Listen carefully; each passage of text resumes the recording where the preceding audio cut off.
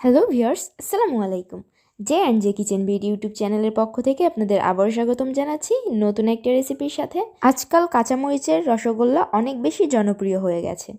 আমাদের কিচেনে আমরাও চেষ্টা করেছি কাঁচামরিচের রসগোল্লা বানানোর জন্য। এই রসগোল্লাটা অন্য রসগোল্লার থেকে খেতে একদমই আলাদা এবং কিছুটা স্পাইসি থাকে।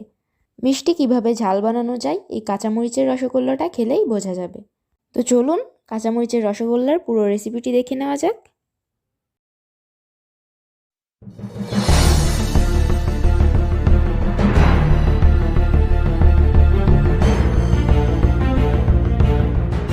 এখানে আমি একটা হাঁড়িতে 1 লিটার দুধ নিয়ে নিয়েছি।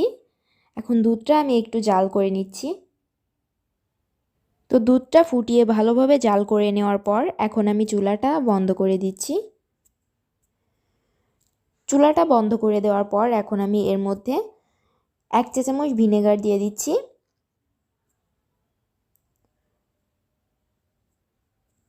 ভিনেগারটা আমি অল্প অল্প করে এভাবে দিচ্ছি আর একটু করে নেড়ে নিচ্ছি।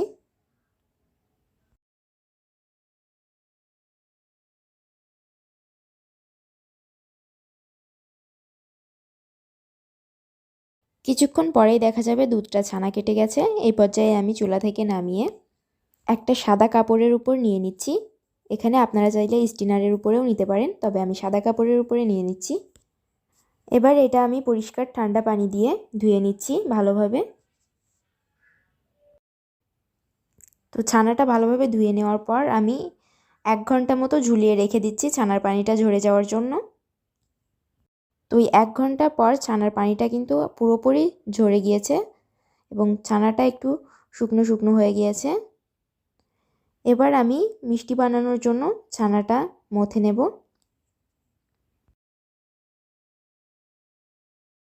তো মথে নেওয়ার আগে এর মধ্যে আমি 2টা কাঁচামরিচ বাটা দিয়ে দিলাম আর দিয়ে দিচ্ছি 1 ফোঁটা লেমন কালার। শুধু কাঁচামরিচ বাটাতে কিন্তু মিষ্টির কালারটা লেমন হবে না, তাই অবশ্যই একটু ফুড কালার দিবেন।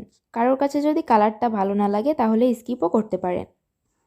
তো এই পর্যায়ে আমি ছানাটা ভালোভাবে মথে নিচ্ছি। ছানাটা আমি ভালোভাবে মথে নিয়েছি। এখন আমি মিষ্টিগুলো বানিয়ে নেব। এর জন্য আমি অল্প করে করে ছানা এভাবে কেটে নিচ্ছি। কেটে নেওয়ার পর আমি এইভাবে গোল করে নিচ্ছি। সবগুলো মিষ্টি আমি একইভাবে গোল করে নিচ্ছি।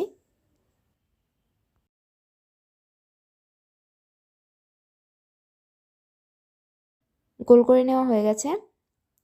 এখন আমি চলে যাব চুলায়। এবার চুলায় একটি পাত্র বসিয়ে এর মধ্যে নিয়ে নিচ্ছি 1.5 কাপ চিনি আর এইখানে 2 কাপ নিয়ে নিচ্ছি পানি।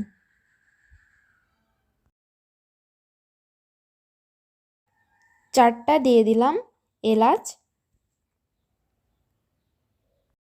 আর 2টার মতো দিয়ে দিলাম কাঁচামরিচ কুচি। এবার মিডিয়াম আঁচে এই শিরাটা ফুটিয়ে নিচ্ছি। এই চিনি শিরাটা পাতলা থাকা অবস্থাতেই এর মধ্যে দিয়ে দিলাম 1 ফোঁটা লেমন কালার, তাহলে মিষ্টিতে খুব সুন্দর একটা কালার আসবে। এবার সবগুলো মিষ্টির বল দিয়ে দিচ্ছি আর ঢাকনা দিয়ে ঢেকে রেখে দিচ্ছি 10 মিনিটের জন্য। এই 10 মিনিটেই আমাদের মিষ্টিগুলো কুক হয়ে যাবে। ঘড়ি ধরে ঠিক 10 মিনিটই ঢাকনা দিয়ে ঢেকে রাখবো। 10 মিনিট পর আমি ঢাকনাটা খুলে নিচ্ছি। দেখতেই পাচ্ছেন মিষ্টিগুলো কিন্তু ফুলে ডাবল হয়ে গেছে আর দেখতেও অনেক বেশি সুন্দর হয়েছে। এই মিষ্টিটা এবার আমি শিরাতে 1 ঘন্টার জন্য রেস্টে রেখে দেব। রেস্টে রেখেই আমি মিষ্টিটা পরিবেশন করব। এবার পরিবেশন করে নিয়েছি। পরিবেশন করার পর কিন্তু এই কাঁচামরিচের রসগোল্লাটা অনেক বেশি সুন্দর লেগেছে দেখতে। চলুন একটা মিষ্টি কেটে শেয়ার করি এর ভিতরেও কতটা সফট হয়েছে। যাদের একটু ভিন্ন ধরনের মিষ্টির রেসিপি ভালো লাগে, আশা করি আজকের রেসিপিটি তাদের কাছে ভালো লাগবে। ভালো লাগলে লাইক কমেন্ট শেয়ার করবেন এবং আমার চ্যানেলটি সাবস্ক্রাইব করবেন। আজকে এখানেই বিদায় নিচ্ছি। আবারও ফিরে আসবো নতুন কোনো রেসিপির সাথে। ততক্ষণ পর্যন্ত সবাই সুস্থ থাকবেন, ভালো থাকবেন। আল্লাহ হাফেজ।